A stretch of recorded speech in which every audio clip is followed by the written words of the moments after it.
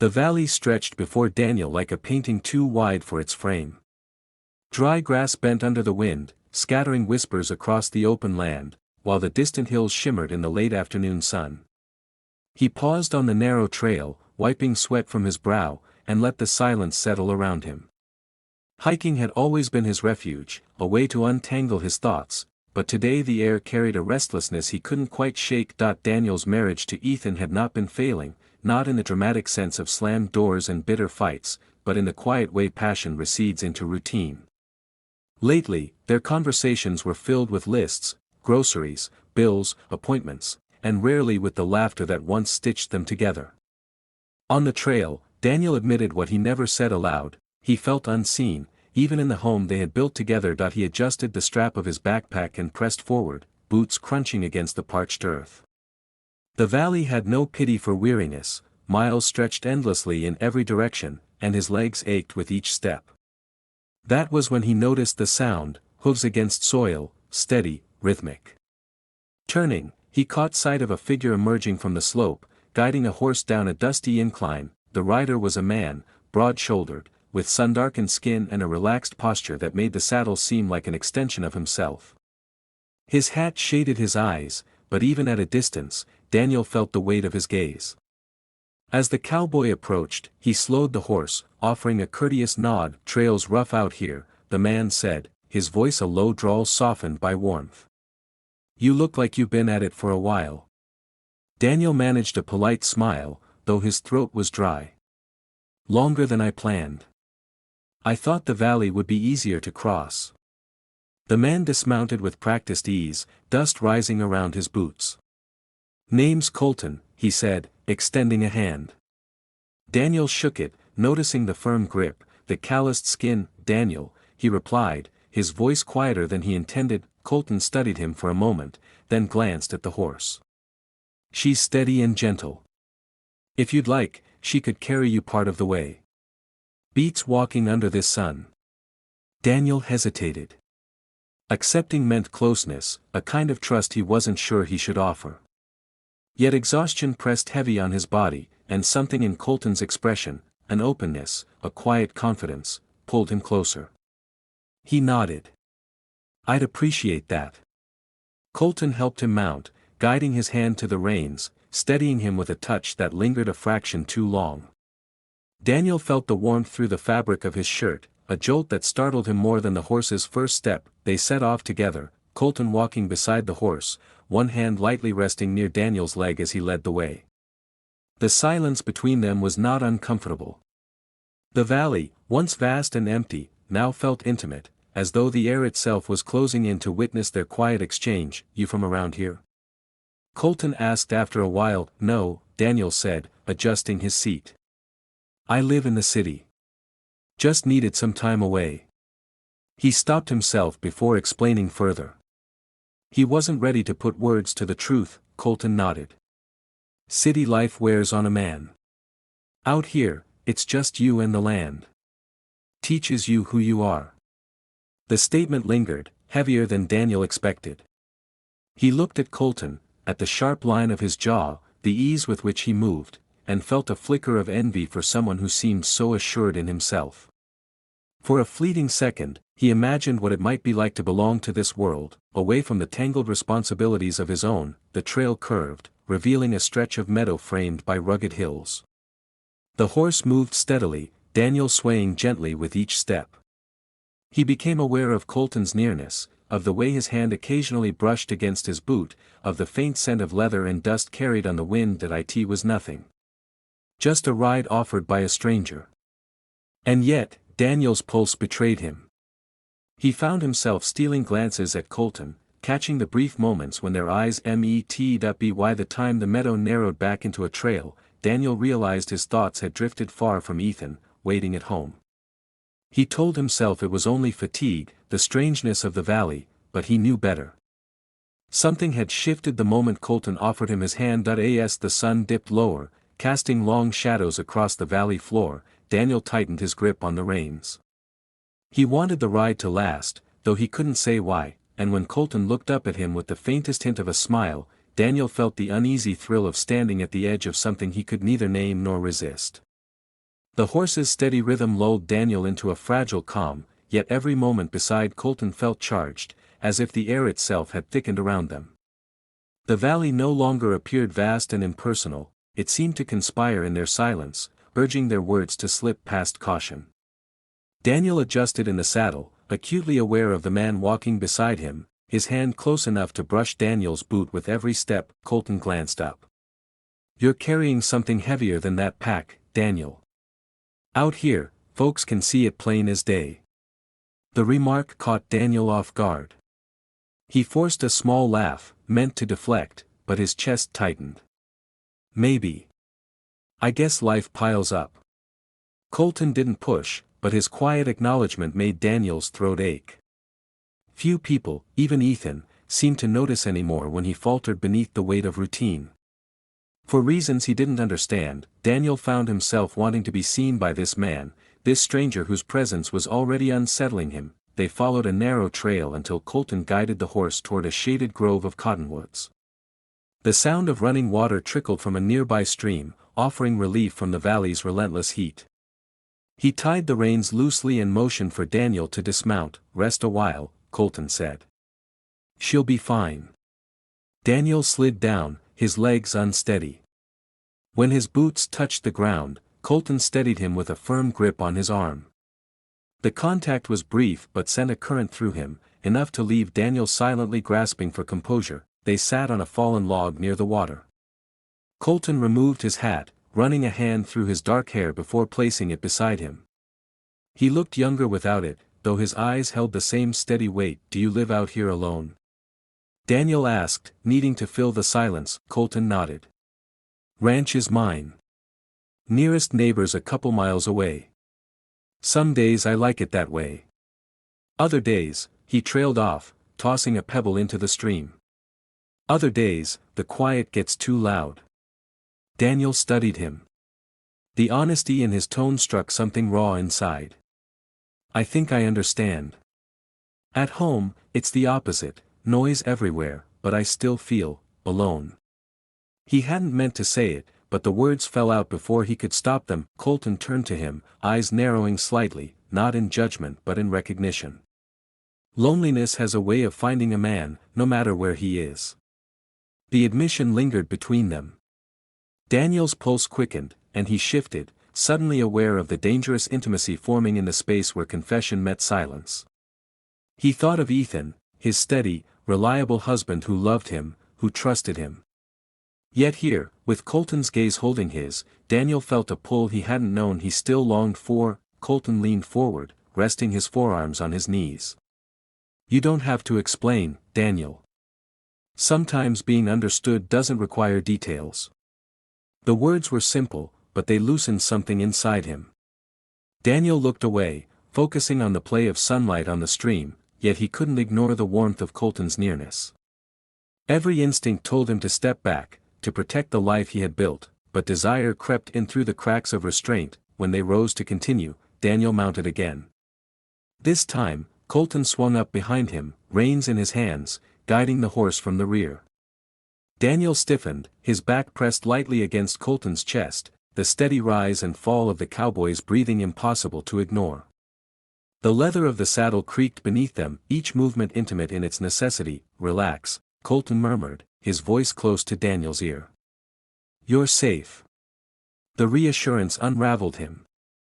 Daniel closed his eyes briefly, overwhelmed by the simple intimacy of the moment, the temptation of surrender. The trail carried them into a meadow where wildflowers bent in the fading light.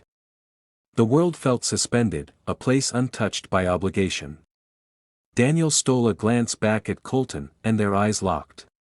It was not the look of strangers, it was recognition, dangerous and undeniable. Daniel's chest tightened with equal parts dread and longing. He thought of Ethan's face, his trust, their vows. Yet beneath that weight, his body betrayed him with the thrill of something forbidden. By the time they stopped again, the sun was sliding low against the horizon. The silence that followed was no longer restful but charged, thick with the possibility of what might come next. Daniel slid down, heart pounding. He wanted to thank Colton, to keep this simple, to walk away before he stumbled into something irreversible. But when Colton stepped close, brushing dust from Daniel's shoulder. The words died on his tongue, their eyes met again, and in that gaze was a question neither dared to speak aloud. The shadows lengthened as the valley began to surrender to dusk. Daniel stood beside the horse, dust clinging to his boots, his pulse still uneven from the silent exchange with Colton. The question in the cowboy's eyes remained unanswered, though it hung in the air between them like smoke that refused to clear. Daniel swallowed hard, torn between retreat and surrender. Colton's hand rested lightly on the reins, but his attention was fixed on Daniel. "You've got a long road ahead," he said, his tone steady, though something deeper pulsed beneath it. Daniel nodded, forcing his voice to remain even. "I should get back before it's dark."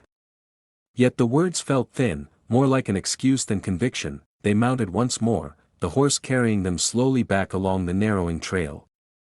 This time, the silence was heavy. Daniel leaned forward slightly, as though distance could disguise the heat radiating from Colton's chest against his back. Every shift of the horse brought their bodies closer, and every brush of Colton's breath near his ear tested Daniel's resolve. He thought of Ethan, his husband, his companion of years, the man who trusted him without question. He pictured Ethan's smile, the quiet moments on their couch, the way his hand always reached for Daniel's without hesitation. The memory pressed against him like a plea, "Don't do this. Don't break what you've built." And yet, in the fading light of the valley, that plea felt weaker than the desire coiled tight inside him. When they reached a rise that overlooked the meadow, Colton drew the horse to a stop. The horizon burned gold and crimson, the sky folding into night.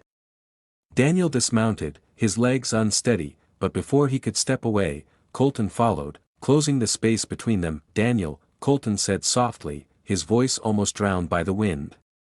"You don't owe me anything. But don't lie to yourself. Something passed between us today." Daniel's chest constricted. He wanted to deny it, to dismiss it as fatigue or circumstance, but the truth was etched too clearly in the memory of every touch, every look. His lips parted, and before reason could intervene, Colton's hand brushed against his jaw. The contact was gentle, reverent even, as if he were asking permission without words. Daniel didn't step back. The kiss was tentative at first, a collision of hesitation and longing. Then it deepened, urgent, a release of everything Daniel had tried to contain. His heart hammered as though it would tear free, the taste of guilt sharp even as desire pulled him closer. He pressed against Colton, consumed by the sensation of being wanted, of being truly seen, but the moment ended as abruptly as it began. Daniel broke away, breathless, shame crashing into him like cold water. He stepped back, shaking his head. "I can't. I shouldn't." His voice cracked under the weight of contradiction. Colton's expression held no anger, only a quiet sadness. "I know," he said. "Sometimes what we want isn't what we're allowed to keep." The words lingered like a brand. Daniel turned away, unable to meet his gaze, and gathered himself enough to climb back onto the horse. The ride to the valley's edge was silent, punctuated only by the steady beat of hooves against dry earth. When they finally reached the trailhead where Daniel's hike had begun, Colton stopped. The cowboy's silhouette, framed against the dimming sky, looked both solid and untouchable, like part of the land itself. "This is where we part," Colton said quietly. Daniel slid down, adjusting his pack with trembling hands. He wanted to thank him, to say something meaningful, but the words tangled and died. All he managed was "ANOD." Daniel started down the road alone. He glanced back once. Colton was still there, one hand resting on the reins, watching him with an expression Daniel couldn't read. Then, slowly, the cowboy turned his horse and disappeared into the valley's shadows. By the time Daniel reached his car, night had fallen. The drive home blurred into a haze of headlights and guilt. He rehearsed what he would say to Ethan, though every version faltered under the truth he carried. When he finally stepped through the door, Ethan was waiting, smiling with uncomplicated warmth. "You're back," he said, pulling Daniel into an embrace. Daniel returned the gesture, forcing his arms to steady. "Yeah. I'm back." The words tasted bitter, even as Ethan's familiarity soothed him. Later, lying in bed beside his husband, Daniel whispered, "I love you." The words were true, yet incomplete, fractured by the memory of Colton's kiss still burning against his lips. That eye in the darkness, with Ethan's steady breathing beside him, Daniel realized nothing in his life looked different, yet everything inside him had changed, and though he closed his eyes, the valley, and the cowboy, remained. Morning sunlight crept through the blinds, casting pale stripes across the bedroom. Daniel lay on his side, pretending to sleep as Michael dressed quietly for work. Every sound, the click of a belt, the rustle of a shirt, felt sharper than usual, amplified by the guilt that throbbed inside him. He had kissed another man, and no amount of silence could erase it. Michael leaned down and brushed a soft kiss on Daniel's forehead. "See you tonight," he whispered, unaware of the storm in Daniel's chest. The door closed, leaving Daniel alone in the apartment, for a long while he lay motionless, staring at the ceiling. The kiss with Ethan replayed in his mind, vivid and electric. It wasn't only the kiss, it was the way Ethan had looked at him, as if he were more than the sum of his routines. Daniel knew he should bury the memory, let it fade, but instead he clung to it, both tortured and enlivened. By noon, Daniel found himself standing outside Ethan's market again. The door was open, the morning rush long gone. He told himself he was there for groceries, but his empty basket betrayed the lie. Ethan noticed immediately. "You didn't come here for apples, did you?" he asked, voice low, wary yet warm. Daniel shook his head. "I shouldn't be here." "But you are," Ethan replied, stepping closer, though careful not to touch him. "And so am I." Their words lingered in the stillness, filling the space between honesty and restraint. Daniel forced himself to look away, to focus on the rows of fruit instead of the man who pulled at him with invisible threads. "I don't want to hurt Michael," Daniel said finally, his voice breaking slightly. "He trusts me completely." Ethan's jaw tightened. "Then maybe we stop now, before it goes any further." Daniel nodded, but the ache in his chest only deepened. He picked up a bag of apples he didn't need, paid for them, and left. The restraint felt noble in theory, but as soon as he stepped into the street, he was already longing to turn back. That evening, Michael suggested they cook together. They chopped vegetables side by side, Michael humming tunelessly, his presence steady and familiar. Daniel tried to match the rhythm, tried to laugh at the right moments, but the effort felt heavy. He was present in body, absent in soul. When Michael leaned in to kiss him, Daniel returned it dutifully, yet the fire was missing. He closed his eyes, and Ethan's face appeared unbidden. He pulled back quickly, covering the slip with a smile. Days passed in this divided state. Daniel moved through his routines, work, meals, conversations, but underneath, his mind remained restless. Each time he crossed paths with Ethan, the tension grew sharper, the distance harder to maintain. They spoke less, as though silence might protect them, but their eyes told the truth their mouths could not. One late evening, Daniel sat alone on the balcony, the city humming softly below. Michael had gone to bed, exhausted from a long shift. Daniel lit a cigarette he didn't even enjoy, exhaling into the night as though smoke might carry away his confusion. That he thought of Ethan, of the kiss they had shared, of the restraint they had tried to practice. He wondered if he had already crossed a line that could never be uncrossed, even if nothing more ever happened. Infidelity wasn't only in action, he realized, sometimes it lived in thought, in longing, in the stolen minutes replayed when no one was watching. As the cigarette burned low, Daniel whispered to the night, "I can't keep living split in two." The admission terrified him, yet it also offered clarity. He could no longer pretend this was a passing distraction. Something had been awakened in him, something that would not go quietly back to sleep. Inside, Michael stirred, calling softly for him. Daniel stubbed out the cigarette and returned indoors, his face composed, his heart in turmoil. The choice loomed, impossible to avoid.